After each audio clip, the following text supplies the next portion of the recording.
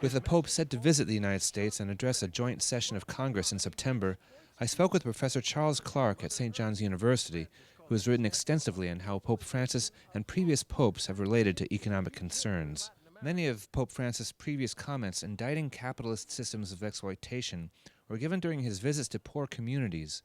I asked Charles what he thought the Pope would have to say to the elected leaders of the wealthiest country in the world. How do you think Pope Francis might approach his delivery of his economic message in the United States? Well, I'd be surprised if he changes the substance of any of his message.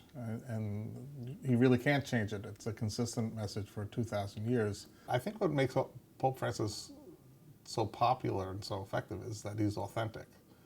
And if he was changing his message for each audience, he'd lose that.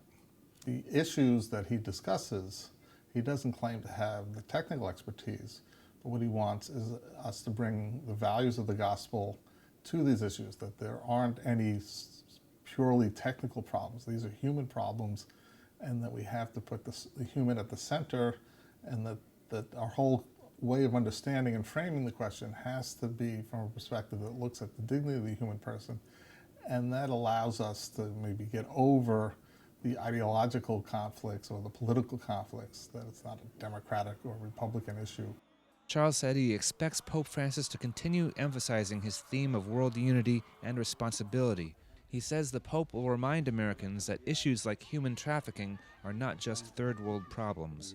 The problem of human trafficking and modern slavery is more than just the human aspect of the individuals being forced to work, but the whole supply chain that enters into all of our goods. You know, if you're eating chocolate, if you're drinking coffee, there's a lot of things that we normally do. There's a good chance that some slave labor is entering into your products. So I think the fate of immigrants and migrants, inequality in the environment will be the main issues that he will discuss, and I don't think he can discuss these without challenging America.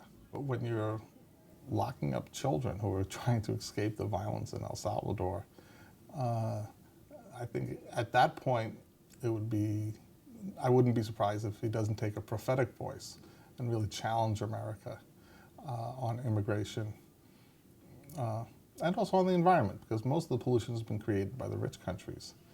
And so I particularly think at the UN, but also when he goes to Congress, that we have responsibility, an extra responsibility to deal with these issues, because we've played such a big role in creating the problems. What Pope Francis could do is sort of push the discussion into things that haven't been discussed as widely.